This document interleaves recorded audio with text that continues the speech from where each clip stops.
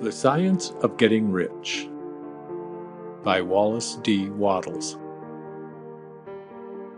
The right to be rich. Whatever may be said in praise of poverty, the fact remains that it is not possible to live a really complete or successful life unless one is rich.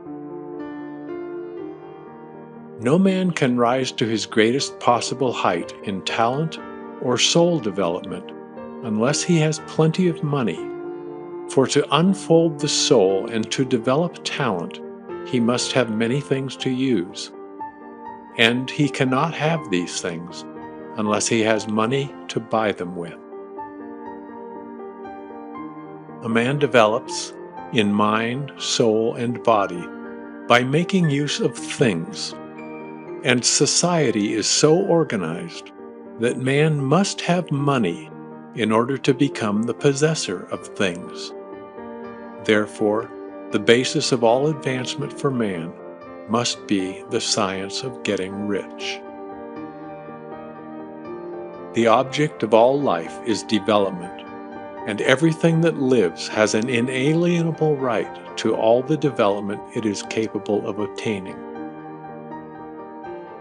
Man's right to life means his right to have the free and unrestricted use of all the things which may be necessary to his fullest mental, spiritual, and physical unfoldment, or, in other words, his right to be rich.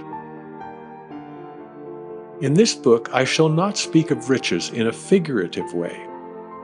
To be really rich does not mean to be satisfied or contented with a little. No man ought to be satisfied with a little if he is capable of using and enjoying more. The purpose of nature is the advancement and unfoldment of life, and every man should have all that can contribute to the power, elegance, beauty, and richness of life. To be content with less is sinful. The man who owns all he wants for the living of all the life he is capable of living is rich, and no man who has not plenty of money can have all he wants. Life has advanced so far and become so complex that even the most ordinary man or woman requires a great amount of wealth in order to live in a manner that even approaches completeness.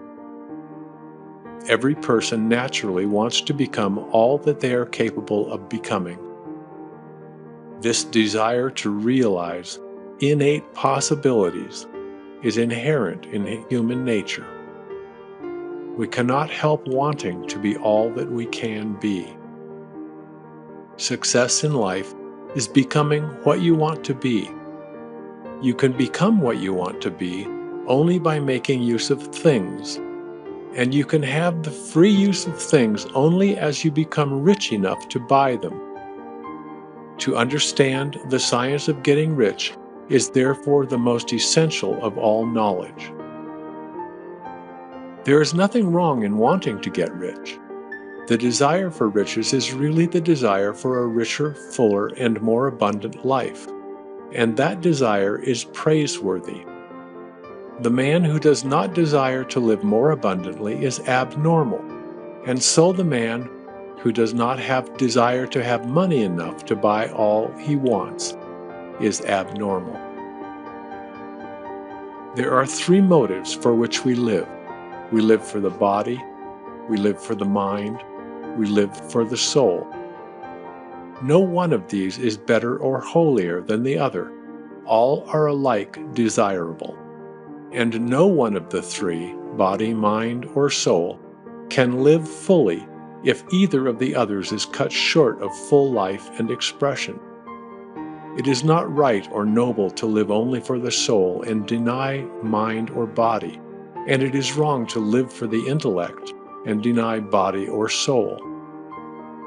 We are all acquainted with the loathsome consequences of living for the body and denying both mind and soul, and we want to see that real life means the complete expression of all that man can give forth through mind, body, and soul. Whatever he can say, no man can really be happy or satisfied unless his body is living fully in every function, and unless the same is true of his mind and his soul. Wherever there is unexpressed possibility or function not performed, there is unsatisfied desire. Desire is possibility seeking expression, or function seeking performance. Man cannot live fully in body without good food, comfortable clothing, and warm shelter, and without freedom from excessive toil. Rest and recreation are also necessary to his physical life.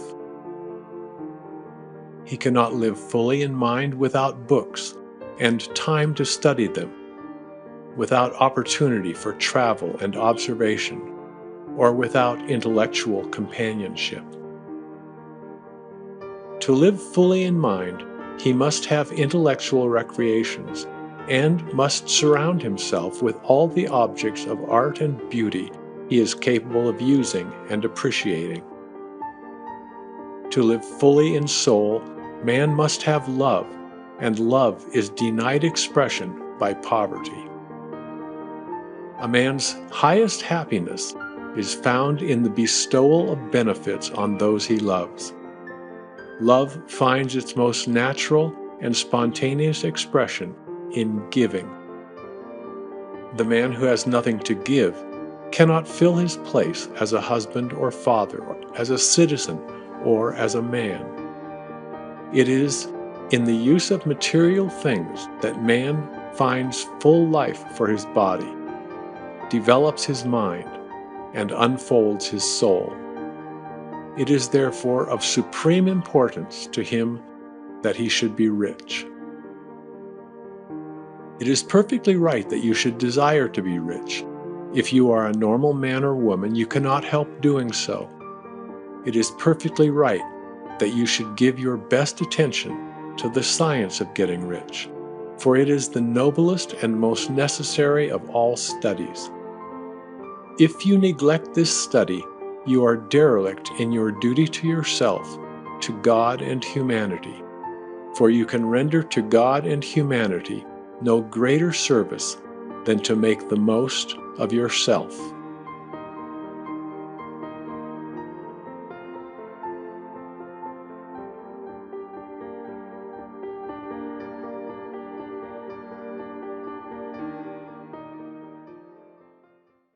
Thanks for being with us today. My goal is to give you value with every lesson.